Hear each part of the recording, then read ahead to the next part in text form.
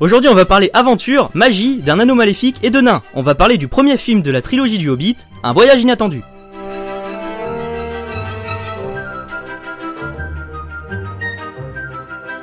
Écrit par Guillermo del Toro, Peter Jackson, Franz Walsh et Philippa Boyen, et réalisé par Peter Jackson, la trilogie du Hobbit est une adaptation du livre de John Ronald Reuel Tolkien. BAM! On te l'avait jamais sorti comme ça, hein! Bilbon Saquet raconte dans une lettre destinée à son neveu qu'il y a bien longtemps, loin à l'est, vivait la plus puissante communauté naine de toute la Terre de Milieu, les nains d'Erebor. Un jour, alors qu'un nain creusait, il trouva l'Arkenstone, le cœur de la montagne. Tror en fit sa couronne, et vit le signe qu'il était le roi de tous. Perché sur son trône, il cracha à la gueule des elfes, et commença à devenir fou de tout l'or qu'il accumulait. Tout cet or attira Smaug, un dragon, qui attaqua Erebor et Dale, et fit fuir les nains. Eh monsieur l'elfe, aidez-nous! Tu m'as pris pour qui? Balasse. Les nains durent donc se séparer et vivre parmi les hommes, complètement déchus. On retrouve alors Bilbon, le petit hobbit, qui alors qu'il fumait sa bœuf au soleil, se fit interrompre par Gandalf. Bonjour. Bonjour! Que voulez-vous? Je vous propose de partir à l'aventure!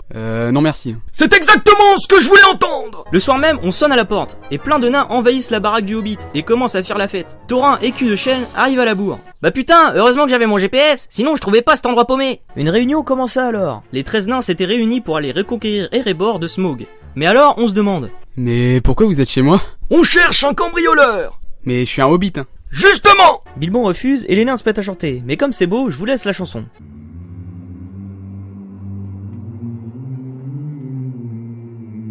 Non, je rigole, on n'a pas le temps. Le lendemain matin, Bilbon se réveille et il y a plus de nains chez lui. Au début, il est content, puis au final, il se dit que ça lui ferait pas du mal de sortir un peu. Du coup, il part avec Grisbarbe et les 7 nains. À la pause pipi du soir, Balin raconte à Bilbon le jour où les nains d'Erebor tentèrent de récupérer la Moria et l'origine du nom de Thorin. Pendant que la compagnie continue son chemin, on retrouve Radagast le Brun, joué par le 7ème Docteur, qui découvre que le mal revient dans le pays et que ça fout la merde dans sa forêt. Il se dirige ensuite vers Dol Guldur, la forteresse dont semblent venir des araignées pas belles. Retour sur la compagnie, qui arrive sur les ruines d'une ferme. Alors que Thorin veut s'y arrêter, Gandalf propose de continuer et d'aller chez les elfes de la vallée cachée. Non, on n'ira pas. Mais ils pourront lire la carte! Ils ont pas aidé mon popo et mon popu. Les choses peuvent changer! Non, je veux pas.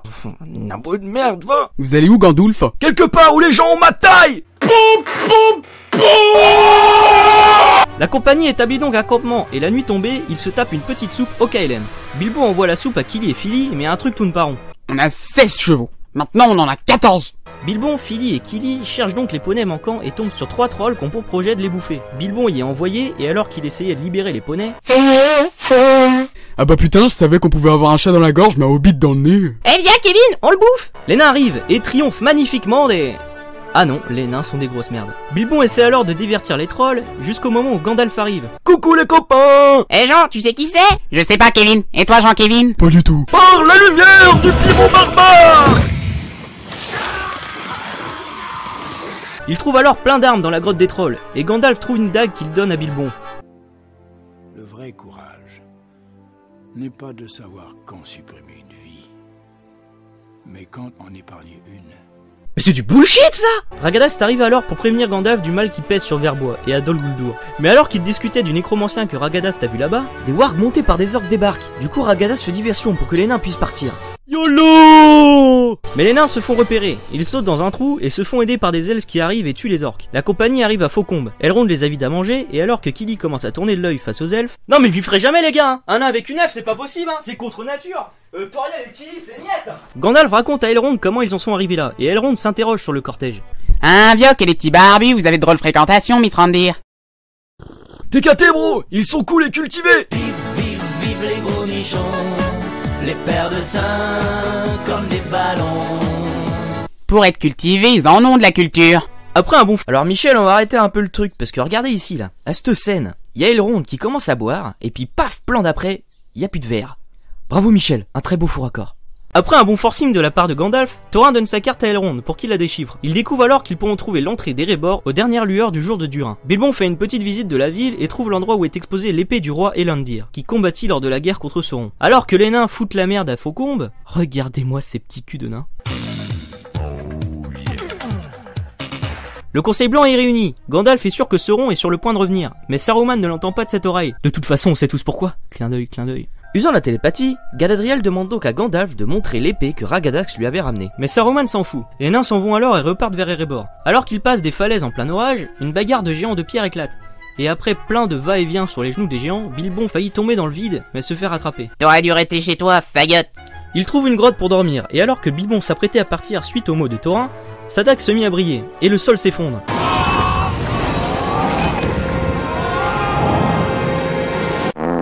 Des gobelins arrivent, et tous sont amenés devant le roi des gobelins, sauf Bilbon qui arrive à sortir du lot.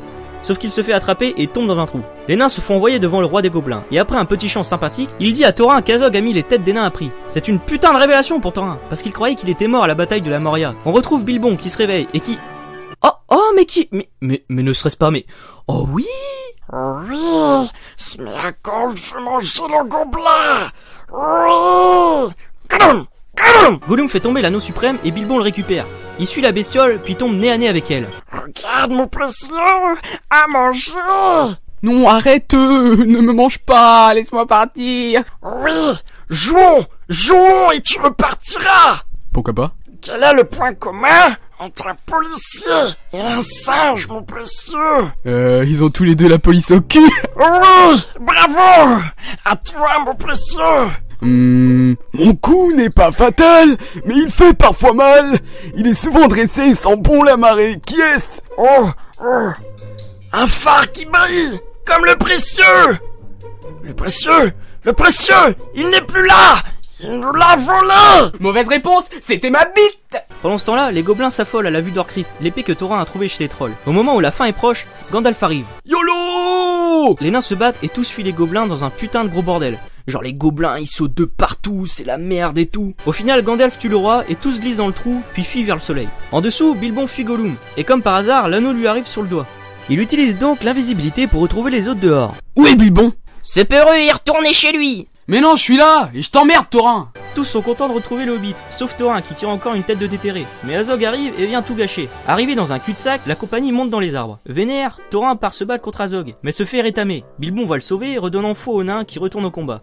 Au même moment, les aigles arrivent, tuent quelques méchants et sauvent les gentils. Après une petite balade aérienne, les aigles déposent la compagnie sur un rocher et Gandalf guérit Thorin. Il se lève et se vénère contre Bilbon. J'ai dit que tu serais un fardeau, que t'aurais dû rester chez ta mère à Bicrave. Mais putain, je me suis trompé, fraté. Viens dans mes bras. Au loin, la compagnie aperçoit la montagne d'Erebor. Mais à Erebor, quelque chose dormant sous les pièces d'or se fait réveiller par la résonance d'un escargot pété contre la pierre par un oiseau. Smoke le doré. Aujourd'hui, il n'y aura pas vraiment de bilan, puisqu'étant une trilogie, il faudra attendre que j'ai fait les deux autres pour vous donner mon avis global. Par contre, je peux dire qu'à la base, je suis pas un grand fan des Seigneurs des Anneaux, même si c'est un univers d'heroic fantasy vachement riche. Quand j'ai entendu parler du Hobbit, j'étais pas plus intéressé. Puis on m'a dit, Mec, y a des nains. J'ai pris ma hache, j'ai foncé au cinéma. Et j'en ai eu plein les mirettes avec ce premier épisode, et en sortant de la salle, j'avais hâte d'arriver en décembre 2013 pour voir la suite. Sur ce, je vous laisse. Je vais apprendre à forger et je vais travailler mon accent là. Mais juste avant, je voudrais remercier vite fait Ismaël, alias Tamulord sur mon Funtage où on a cherché des jeux sur Steam. C'est lui qui a fait les voix de Bilbon, Killy et quelques autres. Allez, moi je vous retrouve pour l'épisode 6, qui sera élémentaire mon cher viewer. A plus, c'était Riltar.